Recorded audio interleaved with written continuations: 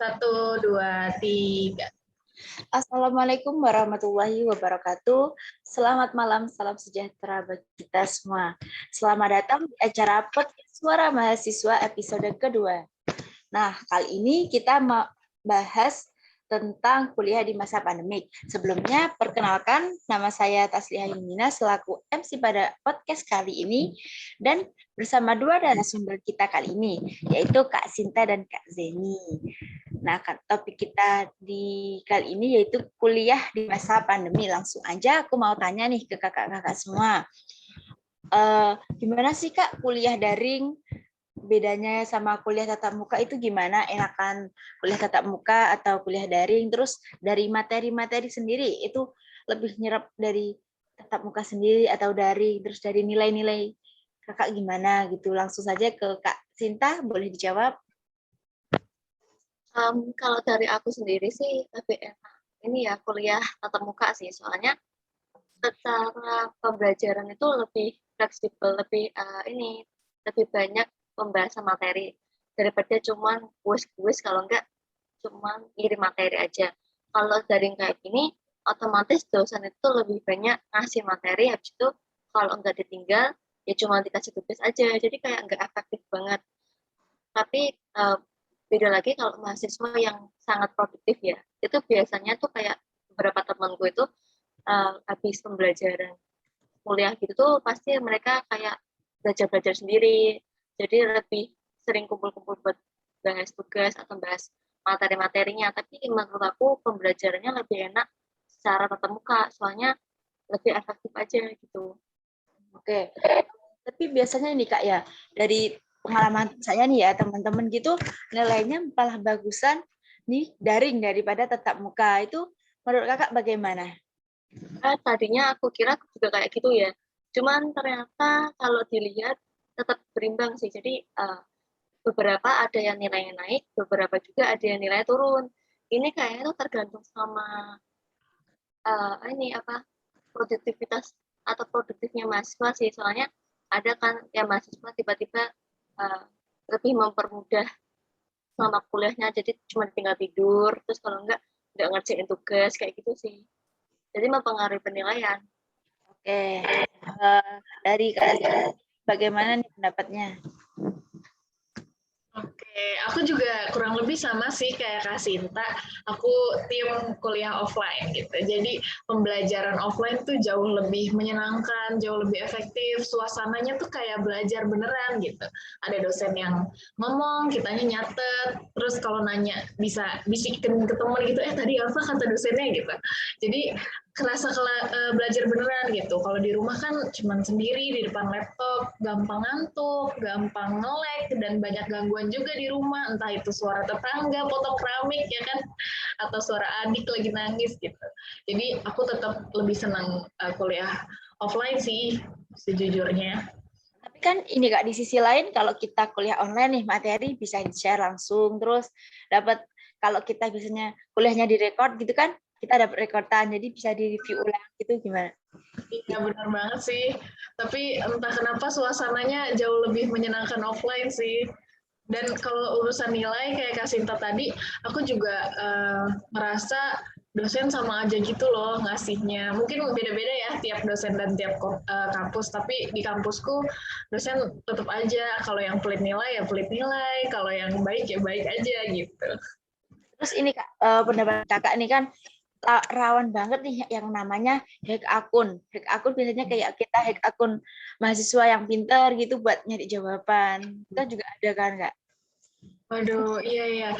Aku lihat beberapa kampus ada ya kejadian kayak gitu, tapi alhamdulillah di aku dan jurusanku nggak pernah ada sih yang nge-hack akun untuk ngeliat gitu. Ngeri juga ya. Oke, nih aku tanya lagi pendapat Kakak tentang UKT di masa pandemi nih. Kan kalau kita belajar secara tatap muka tuh UKT-nya bisa digunakan dalam pembelajaran tiap hari gitu ya, terus praktikum-praktikum atau apalah gitu ya. Nah, di masa pandemi ini kan UKT tetap bayar, tapi kita sementara pembelajaran di rumah sendiri, pakai internet sendiri gitu. Menurut Kakak bagaimana? Dari Kak Sinta sendiri? Kalau dari aku sendiri untuk UKT selama pandemi itu tetap masih normal ya, tapi tuh seharusnya itu dari pihak kampus itu memikirkan bagaimana kondisi orang tua dari mahasiswa, karena kan ini kan secara daring ya, jadi kan secara daring itu dosen-dosen itu nggak perlu yang namanya ke kampus, mahasiswa juga nggak kampus kan, seharusnya itu ada keringanan sedikit lah ya buat mahasiswa untuk penurunan jumlah uang UKT, tapi mungkin sisi lain kampus itu memikirkan tentang pembiayaan fasilitas dosen kali ya, jadi mereka tetap, kalau di kampus ya, mereka tuh tetap memberikan jumlah uang UKT pada mahasiswa tuh sebesar jumlah awal, jadi nggak ada perubahan sih. Oh, kayak ini ya, tetap uangnya itu tetap digunakan buat sarana prasarana di dosen buat yang di kampus gitu ya. Iya, bener Oke. banget sih. Dari Kak Zeni sendiri, bagaimana pendapatnya tentang UKT di masa pandemi kayak gini? Oke, kalau di kampusku sendiri terkait UKT memang nggak ada pemotongan yang menyeluruh ya. Jadi kampus itu cuma memberikan keringanan buat mahasiswa yang terkena dampak, misalnya orang tuanya pengusaha dan mengalami penurunan selama pandemi gitu, itu baru bisa diberikan keringanan. Tapi menurutku sih bijaknya kampus memang membuka akses untuk transparansi keuangan. Jadi kita bisa lihat nih UKT kita itu masuk kemana sih? Apakah ke uang gedung, uang listrik, atau uang dosen gitu. Jadi pengeluaran-pengeluaran yang nggak kita pakai selama pandemi, misalnya uang gedung tadi, harusnya bisa dikurangin dong gitu. Gitu sih menurutku. Ini apa ya, pemotongan kan biasanya ada yang menggunakan kayak pura-pura orang tuanya bangkrut apa gimana, itu ada nggak sih Kak yang kayak gitu, kayak data, pemalsuan data gitu? Wah, kalau urusan pemalsuan data, aku kurang tahu sih. Cuman mungkin ada aja kali ya, tapi aku nggak tahu sih. Dan mekanismenya juga sulit banget. Bahkan banyak yang ditolak untuk pengajuan banding. Jadi kayak misalnya nih di kampusku banyak yang ngajuin keringanan, tapi yang diterima dan UKT-nya jadi diturunkan itu cuma sedikit banget dibandingkan sama pendaftarnya gitu. Jadi mekanismenya menurutku benar-benar ketat sih.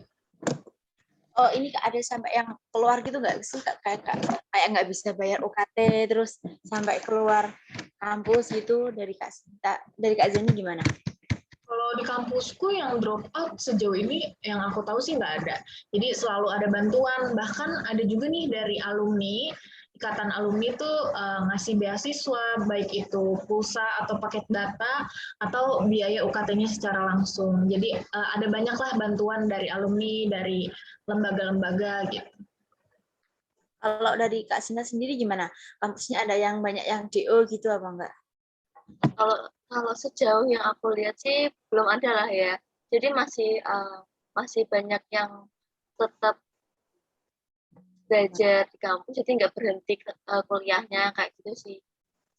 Oke, selanjutnya nih, kan kalau kita sebagai mahasiswa juga banyak nih ya mencari pengalaman, salah satunya organisasi. Nah, organisasi kan kebanyakan dijalannya secara langsung atau tatap muka gitulah ya. Tiba-tiba daring kayak gini gitu. Proker yang sebelumnya kita susun baik-baik nih, udah bagus, terus tiba-tiba daring yang dijalankan secara online gitu. Bagaimana menurut kakak-kakak nih, dari Kak Sinta bagaimana tentang organisasi yang dijalankan secara online? Bener banget nih Tas. Kalau dari kampusku sendiri nih ya, organisasi yang aku ikutin, karena ini daring tuh jadi beberapa program kerja yang dilakukan kita tuh ada perubahan. Jadi kayak tadinya ada pelatihan hard skill untuk mahasiswa di lingkungan kampusku, itu tiba-tiba tuh kita ganti dengan program kerja webinar, workshop kayak gitu. Jadi lebih mengutamakan yang namanya virtual, jadi lebih aman kayak gitu. Tapi ya tentu karena daring seperti ini, itu jadi lebih nggak enak buat komunikasi, terus banyak hambatan-hambatannya, jadi udah nggak enak banget gitu kesannya. Cuman ya karena kita lebih mengarah karena kita itu satu tahun lagi, jadi ya udahlah kita jalanin aja kayak gitu. Nah kan kalau organisasi itu salah satu ajang untuk menghabiskan uang kampus gitu ya. Nah dari itu gimana Kak? Maksudnya uang tetap jalan atau diberhentiin tiba-tiba dari kampus? Soalnya kayak kan acara ini harusnya dibuat secara offline, jadi kayak nggak perlu gitu loh pakai uang kampus gitu. Itu menurut Kakak gimana? Kalau menurut aku ya, sebenarnya emang benar banget. Itu dari kampusku aja memberhentikan uang. Jadi dari kita itu untuk broker kita itu kita mencari uang dana sendiri dari media partner atau kita uh, mengandalkan kewirausahaan yang di divisi kita sendiri kayak gitu. Jadi kita dapat uangnya itu ya dari organisasi kita sendiri, nggak dari bank kampus. Memberatkan banget sih sebenarnya. Oke, dari Kak Zeni sendiri gimana pendapatnya nih? Oke, aku juga sama sih kurang lebih sama Kak Sinta, banyak yang berubah jadi webinar dan workshop, tapi selama 2 tahun nih aku di organisasi, di kampus, tahun pertama itu memang sulit banget dan sangat menantang, karena kita nggak tahu apa-apa nih, bahkan kita baru pertama kali nyobain Zoom gitu ya, jadi kita nggak tahu caranya gimana, tapi di tahun kedua udah mulai inovatif nih, program kerjanya, dari misalnya teman-teman olahraga, ngadain kegiatan virtual run atau virtual cycling, virtual zumba bareng gitu. Itu udah mulai muncul kegiatan-kegiatan seperti itu yang inovatif. Terus aku sendiri juga sering tuh kalau di kampus ada konser online, konser apa amal misalnya dari teman-teman anak musik gitu. Jadi ngeband tapi bikin bandnya itu dari Zoom doang gitu. Itu keren banget sih menurutku. Kayaknya kalau kita di masa offline nggak akan kepikiran bisa bikin karya sebagus itu. Terus yang paling menantang menurutku sih kegiatan-kegiatan pemberdayaan masyarakat kayak turun ke desa, turun ke lapangan itu jadi terbatas banget sekarang karena yang biasanya teman-teman naik KRL kemana-mana sekarang harus pakai surat jalan dan segala macam. Terus juga orang tua ngelarang keluar rumah, banyak banget deh tantangannya untuk pemberdayaan masyarakat ini, makanya kegiatannya sekarang lebih banyak dikurangi orangnya, jadi yang turun ke lapangan ketemu Pak RT cuma 2 orang gitu, dan cuma ketemu Pak RT-nya atau ibu-ibu PKK-nya gitu. Jadi sangat ini ya, meskipun bisa nih adaptasi dan inovasi, tapi di beberapa hal yang ketemu warga langsung itu masih sulit buat sekarang. Gitu sih Tasliha kalau di aku. Kurang seru gitu ya Kak? Kurang seru, kurang menantang gitu ya? Oke, terima kasih atas waktu dan tempatnya pada malam kali ini kepada Kak Sinta dan Kak Zeni. Sekian podcast pada malam hari ini. Semoga kita bertemu dalam podcast yang ketiga. Selamat malam. Wassalamualaikum warahmatullahi wabarakatuh. Waalaikumsalam. Waalaikumsalam. Terima kasih. Sama.